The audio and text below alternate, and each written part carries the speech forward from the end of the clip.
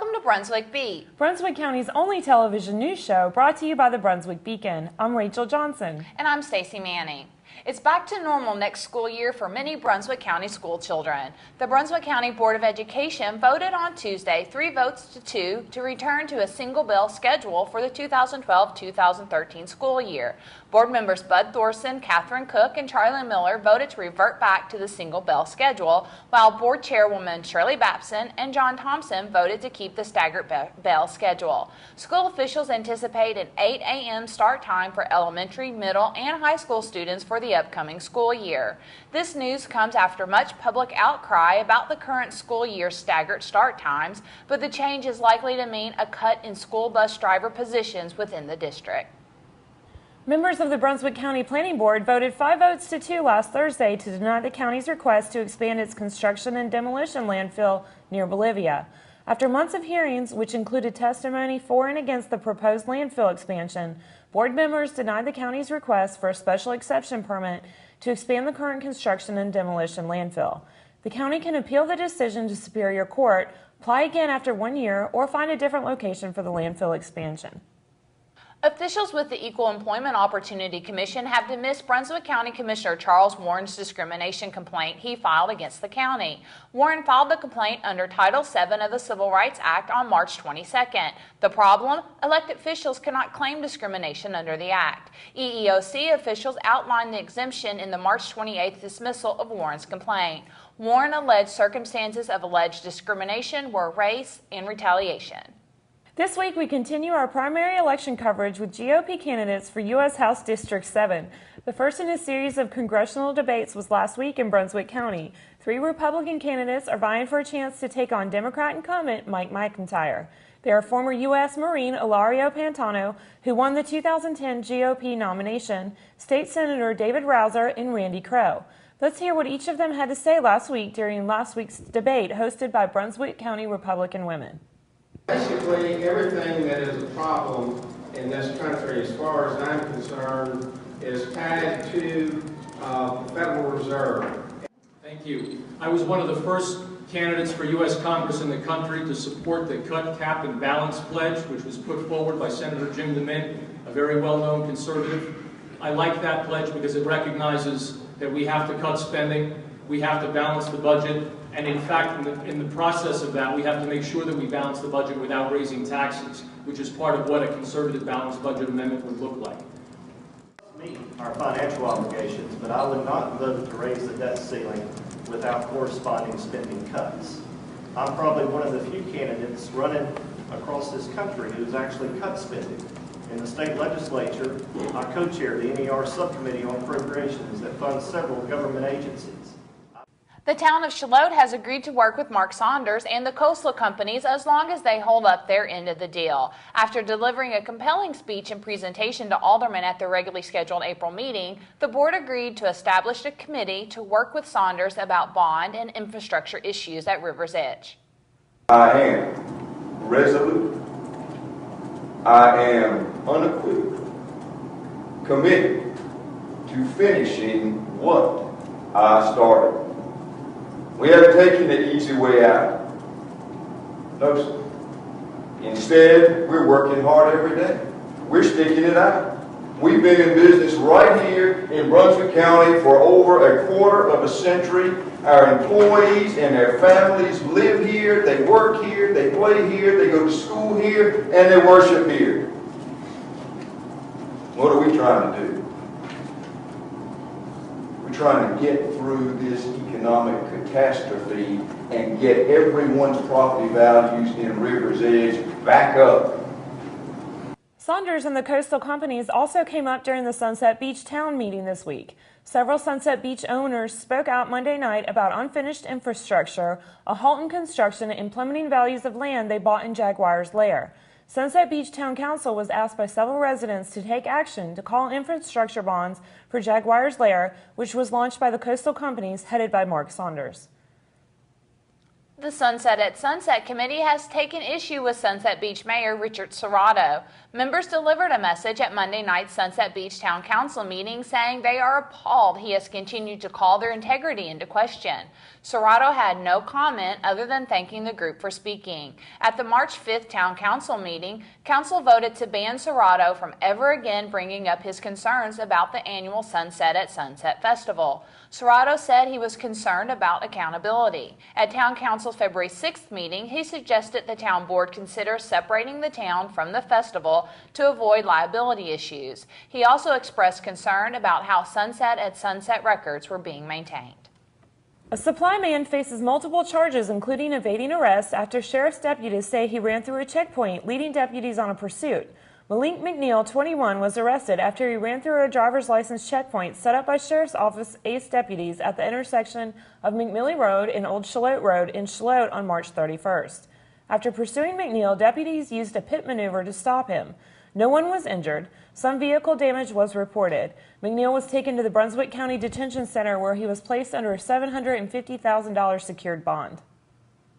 A Brunswick County detention officer has been fired and arrested. Brian Marshburn, 56 of Southport, was arrested and charged by the Sheriff's Office Vice Narcotics Unit on Wednesday, March 28th. He was charged with felony possession of cocaine and possession of drug paraphernalia. Marshburn was taken to the detention center where he was placed under a $5,000 secured bond. Agents with the Brunswick County Vice Narcotics Unit have charged a Leland man with multiple narcotics charges, including 2 counts of trafficking cocaine. Michael Foshnot, 31, was charged with 2 counts of trafficking opium or heroin, possession of marijuana, possession of drug paraphernalia, possession with intent to manufacture, sell, and deliver heroin, and possession of a firearm by a felon. When drug agents conducted a consent search of his home, they found and seized 492 bundles of heroin, which carries a street value of about $10,000. Find all of these stories and much more in this week's Beacon, available on newsstands now.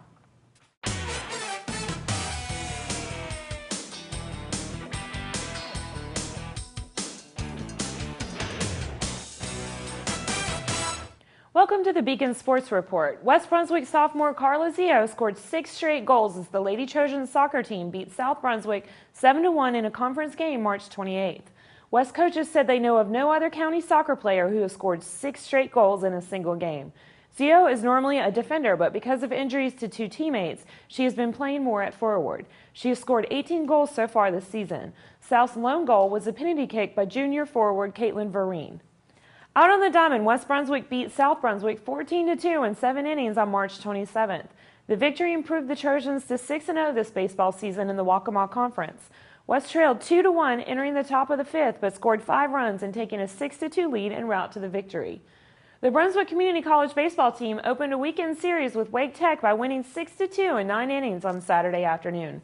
Winning pitcher Michael Green gave up 6 hits and 2 runs in 7 innings. He walked 6 and struck out 4. Connor Schlossler pitched a perfect final 2 innings. On Sunday, the Dolphins beat Wake 3-2 in 9 innings and 3-2 in 7 innings, and improving to 17-11. Read all of these stories and see more great photos in this week's sports section of the Beacon.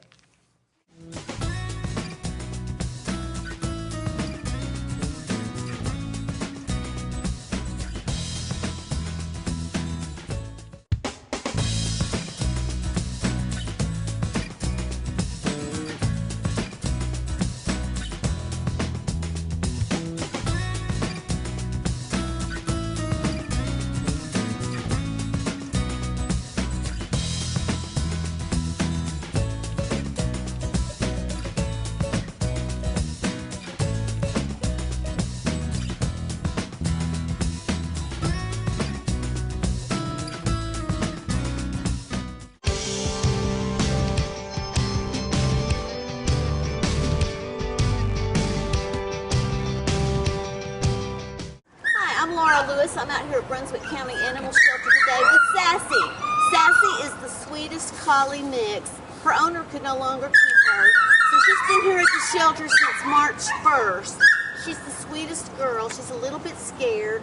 She would love to have a new home. She's very calm, and the people here at the shelter say that she's really just come full circle, that she was hard to manage when she first got here, and now she's just the best girl ever.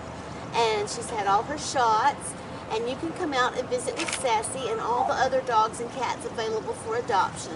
The shelter is open Mondays through Fridays from 10 to 4, and it's out here on Green Swamp Road, Highway 211. So come on out to the Brunswick County Animal Shelter and meet this beautiful dog and all the other animals available for adoption. A few minutes before the bell rings, two students in different classrooms at West Brunswick High School get up from their seats. Lillian Willis, a junior, and Brian Willis, a freshman, meet in the hallway. Lillian takes Brian's books and his lunch, adding them to her own menagerie of items to carry. Brian picks up his crutches. Together, the brother and sister navigate the bustling hallways to their next classes. Brian has been fighting to keep his leg ever since he was diagnosed with cancer in the 4th grade. After extensive chemotherapy treatments and surgery where 7 inches of his leg bone were removed, his leg wouldn't heal. He is now regrowing his own leg bone through a cutting-edge medical procedure. To read his full story and learn about the special bond between this brother and sister, pick up this week's Beacon. The date is forever etched in Terry Godwin's mind, June 12, 2002. That's the day she and her older sister, Natasha, both underwent surgery at Duke University Medical Center. The day one of Terry's kidneys was removed to give to her ailing sister. Nearly 10 years later, both sisters, who grew up in Brunswick County, are alive and thriving. Goodwin has written a book about the experience, Natasha's Joy, the Gift of Life for My Sister. This Thursday, Terry Godwin will be in Brunswick County to tell her story, sign copies of her book, and encourage organ donation. She will be at Coffee with the Authors at 10 a.m. Thursday, April 5th at Sunset River Marketplace in Calabash. Admission is free and the public is invited. For more information, call Sunset River Marketplace at 575-5999. A fundraising gala to benefit Brunswick Novant Medical Center Foundation will take place Thursday, April 12th.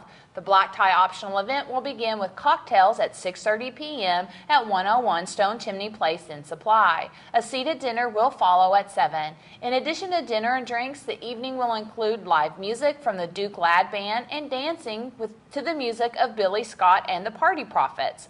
One gala raffle winner will take home a 1-carat diamond donated by Douglas Diamonds of Shallotte. Tickets are $100 per person and sponsorships are still available. To purchase tickets by April 6, call 721-1460.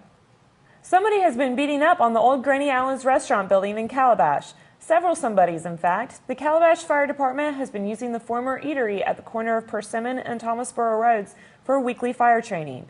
During training most Monday nights, the department has been chopping roof holes for ventilation training, making entries with hoses, breaching walls, using ropes, and smoking up the building with smoke machines. The department has been using the building for training ever since January after buying it last December for future expansion of its fire station. Calabash Fire Chief Randy Bork said it would soon be raised. Don't forget to pick up this week's Beacon and look for our first island living of the summer season. That's all the time we have for tonight, but you can read all these stories and much more in this week's Beacon. If you have comments or suggestions for us at Brunswick Beat, you can email us at brunswickbeat@brunswickbeacon.com. And don't forget to follow the Beacon on Facebook and Twitter. Just search for Brunswick Beacon. Thank you for joining us, and don't forget to tune in next week for a brand new edition of the Brunswick Beat, Brunswick County's only television news show. We close out this week's show with images from the Supply Senior Site's Tacky Day.